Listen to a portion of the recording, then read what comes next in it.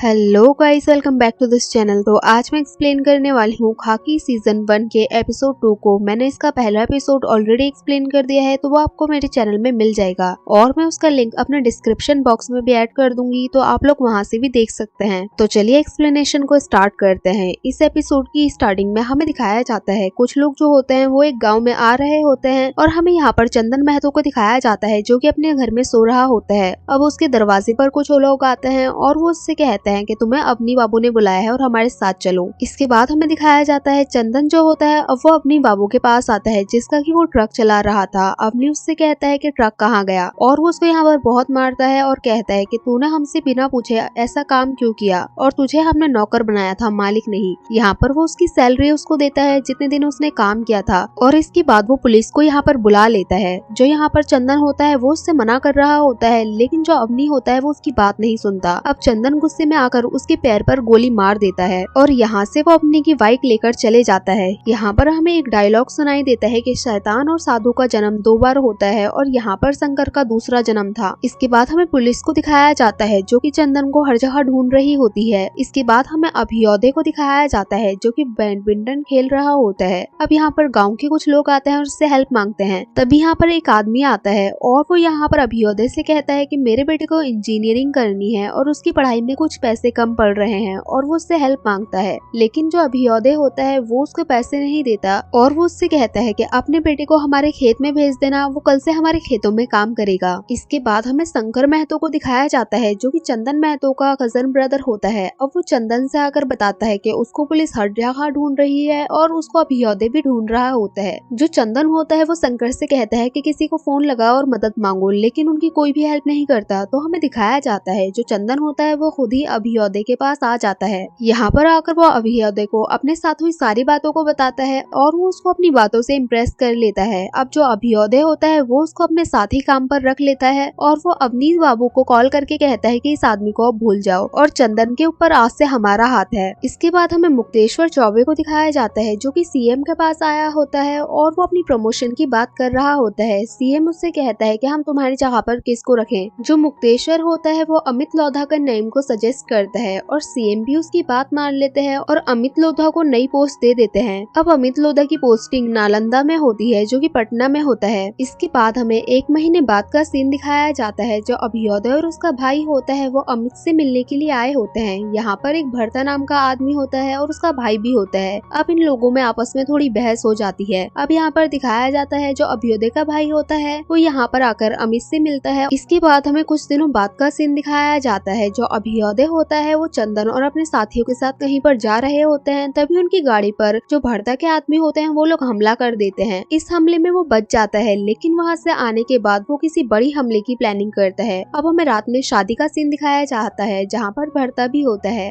अब यहाँ पर हमें दिखाया जाता है अभियोदय तो यहाँ पर आता है, लेकिन उन लोगों के पास गन्स होती है। यहाँ पर उसके साथ चंदन भी आया होता है। अभियोदय रुक जाता है और वो हमला करने के लिए नहीं जाता, लेकिन चंदन आगे बढ़ते हुए बिना किसी के डर के हमला करता है और 5 लोगों को मार गिराता है। हमें यहाँ पर दिखाया जाता है अभियोदय उसकी इस हरकत से काफी ज्यादा इम्प्रेस हो चुका होता है। अब ये न्यूज काफी तेजी से वायरल होने लग जाती है क्योंकि वो लोग जो मरे होते हैं वो यादव जाति के होते हैं और ये एक बड़ी कास्ट होती है। अब अमित के ऊपर काफी ज्यादा प्रेशर आने लग जाता है और वो सभी लोगों को 24 आवर्स में पकड़ने की बात कर रहा होता है और वो अभियोदय को भी गिरफ्तार करने की बात कर रहा होता है। हमें अभियोदय को दिखाया जाता है जो कि अपने घर में रेस्ट कर रहा होता है और इसके बाद से ही वो चंदन को बराबरी का स्थान देने लग जाता है क्योंकि जो चंदन होता है वो एक बैकवर्ड कास्ट का होता है। इसके बाद हमें दिखाया जाता है कि अभियोदय के पास उसके भाई का कॉल आता है और वो उससे अंडरग्राउंड होने के लिए बोल रहा होता है और वो उससे ये भी कहता है कि तुम्हें बैक डेट में जाकर अपना ऑपरेशन कराना पड़ेगा, इसलिए तुम्हें किसी हॉस्पिटल में एडमिट होना पड़ेगा। इसके बाद हमें अमित को दिखाया जाता है जो कि अपने घर में नाश्ता कर रहा होता है। तभी उसके पास उसके सीनियर का कॉल आता है और वो उसका काम अच्छे से ना करने के लिए उसको डांट रहा होता है। अब जब अमित